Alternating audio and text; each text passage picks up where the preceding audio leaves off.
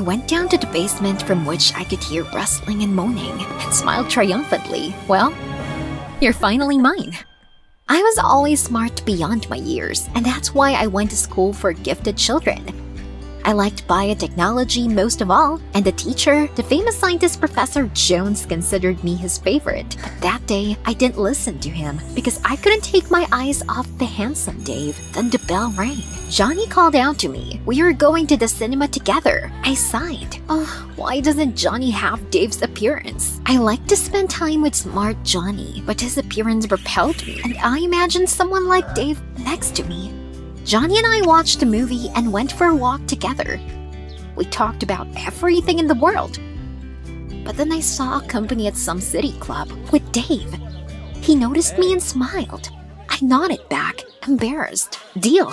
I would ask him out tomorrow. The next day at school, I kept thinking about how to approach Dave, but only at the end of the day I decided and blurted out to him, "Do you want to go for a walk?" He was silent. It definitely wouldn't work. Dave smiled and said that he would be happy to accompany me. Hooray! But then a familiar voice called out to me. Damn it, Johnny, he wanted to walk me home. I immediately lied that I had something to do and ran out of school. Dave and I went for a walk, but it was terribly boring with him. We had nothing to talk about. It turned out that he got into the school through his parents' connections, and he could only talk about his beautiful hair. Oh, it would be great to combine Johnny's brain and Dave's body, but this was already some kind of Frankenstein's monster. I wonder if biotechnologies could do this. Okay, stop. That was a good idea. I had a chance to get the perfect guy, beautiful and smart. And so I started working. Now, instead of studying at lectures, I studied the question of transferring consciousness from one body to another. And after lessons, I stole the necessary details from the school's laboratory. Every night, I worked in the basement, which was located on the other side of the house. And a week later, the device was ready. It would be able to transfer Johnny's mind into Dave's body. All that remained was to lure them to the basement. At school, I went up to Dave and invited him to visit, and Johnny himself suggested to come to me. Everything was going according to plan. Finally, I would get the perfect guy, beautiful and smart. At home, I prepared the equipment and waited for the guys. Johnny wrote that he was already coming. I smiled. He had no idea what was waiting for him.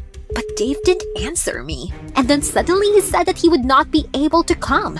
Heck, my plan was going down the drain. Soon, Johnny came, and I had to have dinner with him. He was happy, but I didn't even smile. I needed a handsome guy. The next day, we were given a chemistry project, and I volunteered to work with Dave. This was an opportunity to fulfill my plan. Dave began to resent that he wanted to be paired with his friend, but I reminded him that I was the best in chemistry and he would get the highest score only with me. After the lesson, I went to Johnny and called him to me again. He couldn't hide his smile anymore. He thought I was in love with him. I would love you soon. In the evening, I prepared everything again. Johnny came first and I began to distract him with conversations. Dave at the same time wrote that he was already on the way. P.S. I told Johnny that I needed help getting groceries from the basement. We went to the basement. I stood behind Johnny. My heart was pounding. I would get the perfect guy at any cost. I made up my mind and pushed Johnny down the stairs. Trembling all over, I slowly went down to the basement. Johnny was lying unconscious. It worked. Now, Dave. I met him at the gate, and he asked why I was blushing. I waved it off. It was hot in the basement where I worked on the project. He shrugged his shoulders and, without suspecting anything, began to go down to the basement. I also pushed him down the stairs. Dave fell. I ran downstairs, but was horrified to find that Dave was getting up from the floor. He turned around with a bleary look and rushed to the exit. I immediately locked the door, and Dave attacked me. I tried to push him away, but he grabbed the key from me and rushed to the door. No! At the last moment, I grabbed his t-shirt and pulled him towards me. Dave hit his head on the corner of the table and passed out. I was shaking all over, but it was time to get down to business. With difficulty, I dragged Johnny and Dave behind the screen. I put special helmets on the guys' heads and pressed the power button. The device flashed, and my legs cramped with anticipation. As soon as the glow stopped, I immediately pulled back the screen. Hello, my perfect prince. Oh my god, I almost fell down from horror. There was a freak sitting behind the screen, two bodies fused together. The guys started to wake up. They were in shock. Heck, I immediately grabbed a rope and tied up the Siamese monster. I tried to do the experiment again, but the device didn't even start. I didn't have enough energy. Not that. I couldn't let the monster out. I would have to leave him here. I locked the basement and returned home. My parents were already sitting down for dinner. And they asked why a classmate hadn't come to me yet. Shouldn't we be doing a project? I swallowed nervously and replied that it had been rescheduled. And during dinner, I stealthily stole food from the table. I took it to the guys, but I heard screams from the basement. They would spoil everything. I put tape on their mouths and told them to sit quietly. Otherwise, I would leave them without food. I couldn't sleep all night. I just wanted a perfect guy. And now they needed to be separated. But how? When I came to school, everyone looked worried about Johnny and Dave missing. I pretended that I had no idea where they were, and a chill ran down my spine. I would definitely be discovered because I was the last person they were seen with. After school, I went to Professor Jones. Only he could help. He smiled at me and I quietly asked if it was possible to separate the Siamese twins. The professor was a little surprised, but replied that only a professional could cope here, otherwise the twins might die. I looked up and asked if he could come to me and help with a project on biotechnology. The professor immediately agreed. He was happy to help his best student. In the evening, I met him at my house and took him to the basement. Slowly we descended, and the bound Siamese monster howled in two voices. The professor immediately turned pale and said in a strangled voice that we needed to call the police. No! I took away his phone, then they'll put me in a jail. The professor took a step towards the door, but I stood menacingly in front of him. I quickly grabbed a bottle from the table, smashed its upper part, and with a trembling hand, I stretched it out at the professor. You won't separate them. It'll be worse. The professor had to obey. He stepped up to the Siamese monster and began to examine it, and I watched intently and did not leave the door. Then the professor hesitated for some reason. But I hurried him. He must not delay. And then I heard the sound of a siren. I looked back at the professor. He was just hiding his smartwatch in his pocket. He called the cops and they tracked us down. But I just wanted love. I snapped that I would blame everything on him. He forced me to work for himself. The professor tensed, but replied that there were witnesses against me. So, the cops started banging on the door. There wasn't much time. I scratched my face, tore my clothes, and screamed, "Help! Jones is beating me up!" At that moment, the door opened. The cops burst into the basement. I immediately rushed to meet them with tears and shouted that the professor had forced me to put on a terrible experiment. I was trying to save the guys, and the professor beat me up. The cops were so shocked that they immediately believed me. They already captured the professor, and at that moment, the professor said that I was the monster here. Well, let's see. The police already handcuffed the professor. But then Johnny suddenly raised his head and said in a weak voice that he had proof of my guilt. No one will believe you, but Johnny raised his hand with the phone. It turned out that he woke up earlier than expected, turned on the dictaphone, and recorded my blackmail. The cops immediately put me in the car and began taking statements from Johnny.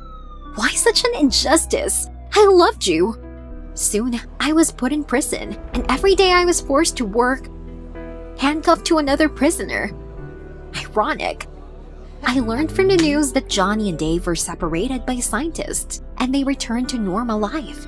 And during the solitary hours in the cell, I realized that because of my desires, I really went crazy and that there were things more important than appearance. And the monster in the story was only me. Did you like the story?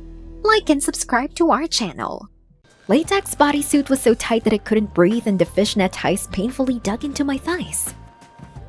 I opened the dressing room curtain and waited in horror for my mom to say something, but she looked at me in silence, turned around and went somewhere.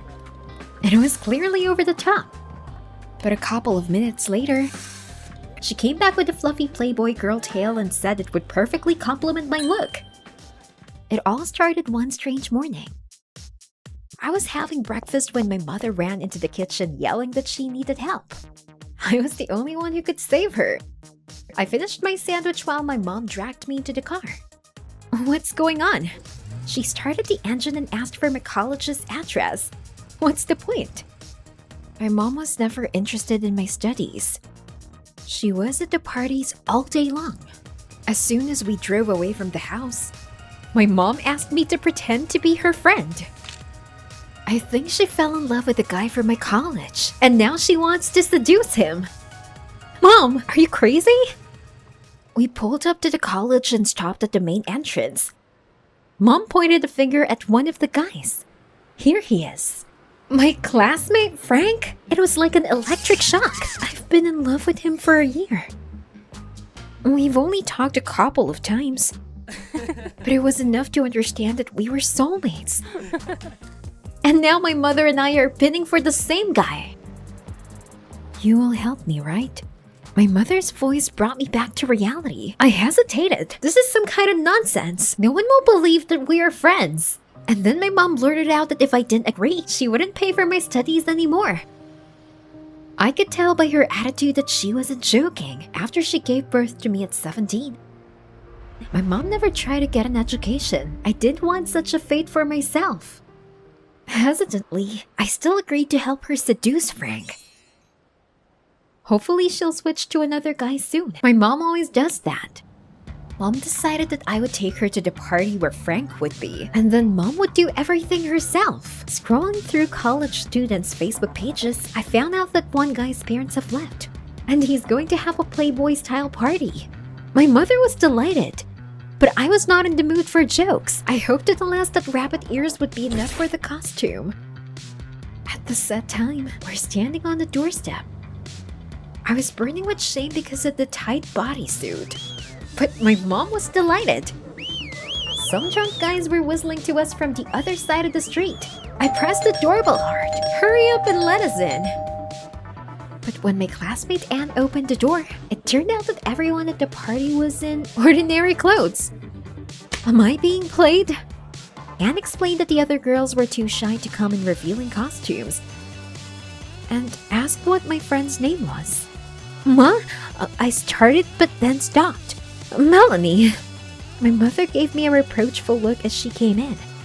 I almost revealed her. While my mother hovered in front of the mirror, I decided to look around the house. Suddenly, I saw Frank sweetly smiling at some girl. My stomach clenched. I didn't know he had a girlfriend. Then my mother came back, and I thought that since she had noticed Frank with this girl, she'd decide to give up her crazy idea. But that didn't happen. My mother said that some youngsters are not a rival to her, and as soon as Frank went to get them drinks, Mom grabbed a burning candle from the table and went to that girl. Mom, stop! I saw her decisively holding the candle right to the girl's hair, and her luxuriant curls burnt into flame in an instant. Fortunately, the fire was quickly extinguished, but Frank's girlfriend almost lost her hair. My mom was happy that she got rid of her rival so easily. She was about to suck up to Frank, but I heard that the guys were going to call the police. We're leaving! Just what we need, the cops! My mother gave Frank a languid look and introduced herself. God, this is so embarrassing. The next day, Mom dragged me outside to follow Frank and accidentally meet him. Mom found his Instagram page and saw that he usually spends time playing gambling machines, and she took me there. Against the backdrop of teenagers in oversized hoodies, she looked too provocative in her tight dress. Everyone was looking at us, but my mother didn't mind. She was looking for Frank. Fortunately, he wasn't there. We were just about to leave when my mom called out. Here he is, and she dragged me somewhere. Frank was playing the dance platform. How cool he was dancing. I stared at him, and of course he noticed. Embarrassed, I approached him and immediately apologized for yesterday. But then my mom chimed in. She started bragging about how he could dance on dance platforms as well as Scott Pilgrim from the horror movie. What? Before I could protest, my mom grabbed my arm and immediately dragged me to the dance platform. I didn't dance at all, and neither did my mom. But my mom tried so hard. She was even sweating. And I was helplessly twitching, hoping to get a little bit into the rhythm. I thought it couldn't get any worse. But suddenly, during the next movement, my mom brushed against me and I lost my balance. Frank tried to catch me, but I fell and twisted my leg. It hurt so bad. He examined my ankle and said that there was no fracture. I just needed to ice it. My mom began to convince Frank that I was alright. Offered to go to another platform. But Frank refused. You should have seen my mom's face. She was burning with jealousy. I went to college the next day even though my leg still hurt. Frank asked me how I was feeling at every break. It was so nice. He said I was cool. He wished we'd talked before. He did soften me up. Could we really be something? But Frank immediately destroyed all my hopes. He asked if my friend was free for the weekend. It was like a bucket of ice water was poured over me. He had a crush on my mom after all. Fighting back tears, I said I'd pass on the invitation and said goodbye to Frank. My mom was preparing for a date all evening, sorting through dresses and thinking about what makeup would suit her best. I just wanted to disappear. My life was falling apart. In the morning, when she and Frank left, I burst into tears. What should I do if things worked out for them? Pretend to be my mother's friend until I'm old? No, I can't do that. Frank may not have chosen me, but he needs to know the truth. I tried to call him, but the phone was offline. Then I began to write to my classmates. Maybe someone knew the address of Frank's cottage, but no one answered. I was already desperate, but one girl answered me, and I immediately called a taxi. As soon as I arrived, I immediately rushed to knock on the door. No one opened it, but I kept going, and finally, Frank looked out, surprised. At the back of the house, I saw my mother sitting carelessly with a glass of wine in her hands. It made me so angry. There was nothing left to lose, so I turned to Frank and told him the most important thing. My mother was visiting him, and I had been in love with him for a year. I was relieved to admit it. How unbearable it was to carry this burden. Mom jumped up from the couch, throwing her glass on the floor. She shouted that I was a traitor and ran into the street only in dress. Frank was taken aback at first, but quickly pulled himself together and said that we needed to find her. It could be dangerous in the forest. After all, we were quite far from the city. We immediately went in search of her. I was so excited. I just wanted to tell the truth, but it turned out I just messed it up. Why did Frank react so calmly? Suddenly, he said that he had known the truth for a long time. Someone from college recognized my mom at the party, and rumors spread fast. At first, it was just fun for him to watch this, but soon he really liked me. But for my mom, he had a special plan. Frank wanted her to meet his father, because she was definitely his type. I felt so ashamed that I thought my whole face blushed. We walked through the forest for a long time and called for my mom, but she was nowhere to be found. We were already cold ourselves when we suddenly came to an old bus stop. And there was Mom! She was sitting there in her little dress and was already fainting from the cold. I ran to her and hugged her. It was great that she was okay. Frank immediately gave her his jacket, and we called a taxi. We went back to the cottage. We were met at the door by a polite and handsome man, Frank's father. He was surprised to see us like this and said we could use some hot tea. I even thought that he would really be a great match for my mother. But my mother, when she looked at Frank's father, was taken aback. Without taking her eyes off him, she whispered, "Is it really you?" Then she slowly shifted her gaze and said, "Lily, this is your father. Say hello." I could feel my legs faltering. I think I just found out that I had been in love with my own brother for a year. In the evening, I arrived at the address the detective had given me. As soon as I went inside, I saw homeless people in dirty clothes on the floor. Was this a flop house? One of them grabbed my arm. I looked closer and recognized him. That was my husband, Jim. The fact is that a year ago, he went on a business trip and disappeared. To be honest, I wasn't even upset because we hadn't talked much lately. He was always in his laptop and I had zero attention. Jim was the genius of IT, created some program, sold it to a large corporation, and became a millionaire, but he hid all the money. And he always said that all the most valuable things should be kept in a safe. I tried to get his code, but Jim was adamant. When Jim disappeared, I honestly wasn't even upset. I decided to find someone who would appreciate me. I started going to clubs and met a nice actor named Robert. He liked to hang out, not like my hubby Jim. However, the money quickly ran out from such a life. Then Robert suggested hiring a private investigator and finding Jim. That was the only way to know the code to his safe. And today, finally, a detective found my husband Jim. Only he didn't say he was a bum now. I needed to find out the code for the safe from him. But I didn't want to do it in front of everyone, so I barely tore my husband away from the other homeless people. Took him outside and pushed him into the car. Jim protested and said something, but I didn't care. On the way, I didn't let Jim get a word in, just told him how much I suffered without him. I also added that I had spent all the money on the detective, and now we needed the code to the safe to pay for all the expenses. But Jim suddenly interrupted me and asked who I was, and what kind of safe I was talking about. I stopped the car abruptly. How is that? I'm your wife. Are you having blackouts? Jim said nothing. At home, I immediately took him to the safe. Well, what are you looking at? Dial the code, just 4 digits. Jim pressed something, but the code was wrong. I don't remember anything. Nothing at all, Jim said softly and sadly. So he really had blackouts? What a surprise. I had no money for a doctor, so I decided to try it myself. Showed him a photo of us together, which was on the table.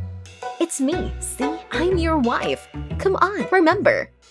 Suddenly, he smiled enigmatically and said that he remembered the photo. Looked like we went on a catamaran that day, together. Well, we did that, and what? And then Jim looked at me carefully. I came up with a code for the safe from the numbers that mean important events in my life. And it seems that it was during the walk that I came up with the first number. Hooray! Then tomorrow morning, we'll go to the park. I will help you remember everything, dear. Just don't forget to wash up. I sent him to bed.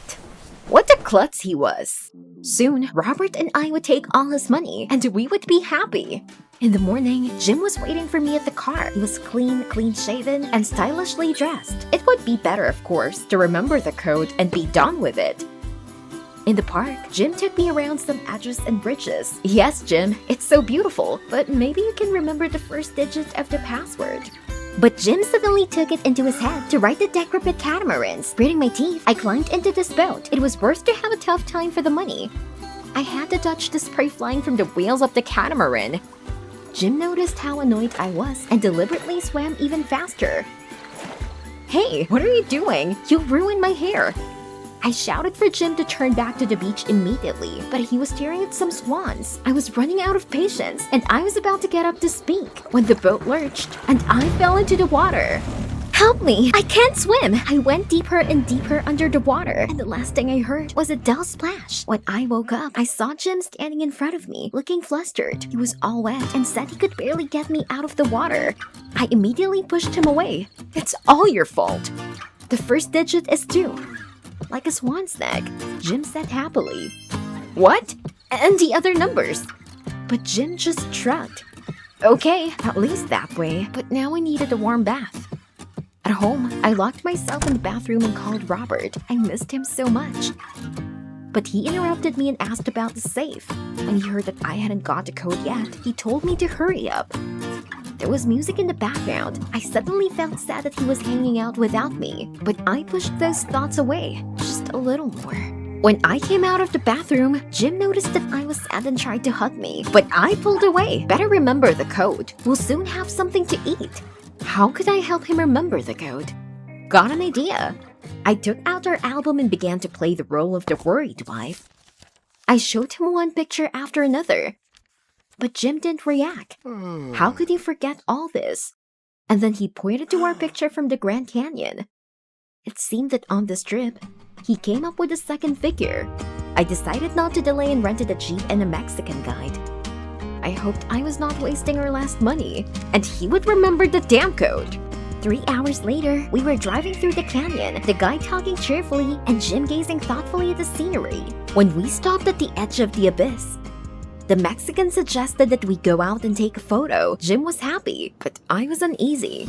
The guy was looking at my bag in a strange way. As soon as Jim and I got out, I felt someone pushing me toward the cliff. "Give me the bag or I'll push you over." The Mexican was coming at us. I looked into the abyss. One more step and we would fall. But suddenly Jim whispered, "Don't be afraid," and abruptly knocked the guy to the ground. "Jim, what are you doing?" While he was trying to restrain the Mexican, I began to call for help. But when I turned around, all I saw was the guy running away.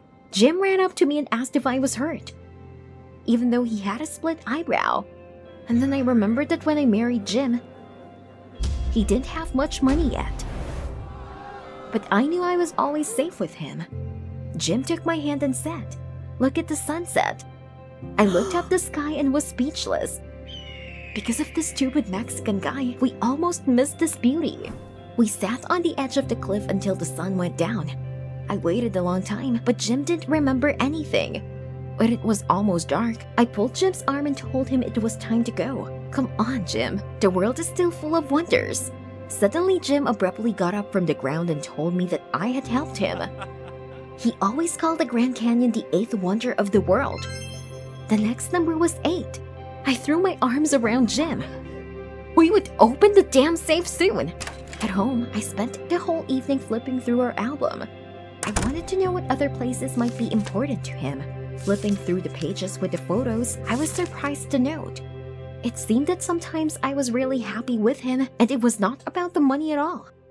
But now I had Robert. All my memories with Jim were in the past, and I lived in the here and now. In the morning, Jim took me for a walk around the neighborhood. To walk again? I was so sick of it, but he said he had an idea. We'd been wandering the streets all day, and I'd been longing to sit down somewhere. Fortunately, we came to a park with a gazebo.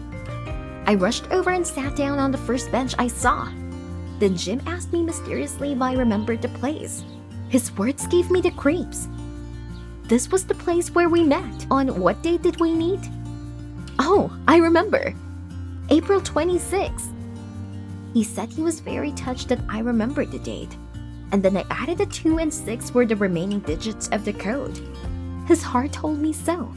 Jim approached me. Does he want to kiss me? We were interrupted by a call from Robert. Damn, not now. I hung up on him.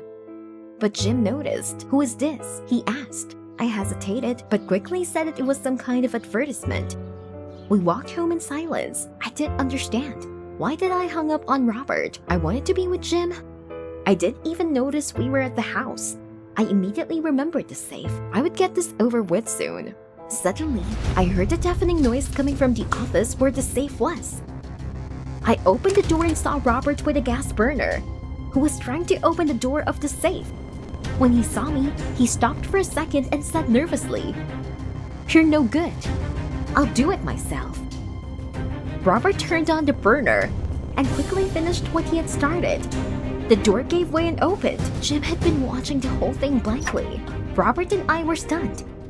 We looked inside, but there was no money there. Only my wedding photo with Jim. Wait. I turned to Jim and said, "Is that what you called the most valuable thing?" He smiled. My heart ached. Disappointed, Jim said that he had always kept the money in the basement. "You can have it. It's in 2 old suitcases." And then he added quietly, "I remember everything. But it's a pity that for you, money was the most valuable thing in life." Jim left. Robert ran happily down to the basement, and I couldn't move. After a while, Robert picked up the suitcases with the money from the basement and dragged me to the taxi. "Hurry up to the airport before that jerk changes his mind and catches up with us," Robert said. In the taxi, I couldn't stop thinking. This picture and all the numbers in the code were connected to our memories. So, this was really the most valuable thing for him. Jim really cared about me. How did I not notice this for so many years? As soon as we arrived, Robert grabbed the suitcases with the money and jumped out of the taxi. "Come on, get out, we have to go," he shouted angrily. But I was thinking, and I couldn't move. It was too hard to shut out my thoughts. Then Robert calmly said that he would go alone. After all, he finally had all the money, and then it became clear to me why he was trying so hard. In an instant, I slammed the door and shouted to the taxi driver, "We're going back!"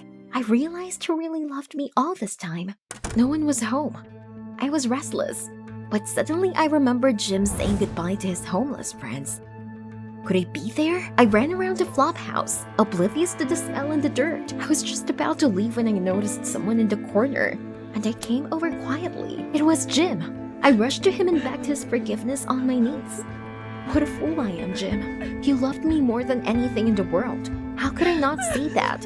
I was sobbing, and Jim was holding me close and apologizing for not paying enough attention to me. When he remembered everything, Jim felt ashamed, and he decided to remind himself and me how good we were together, although we sometimes did not notice it.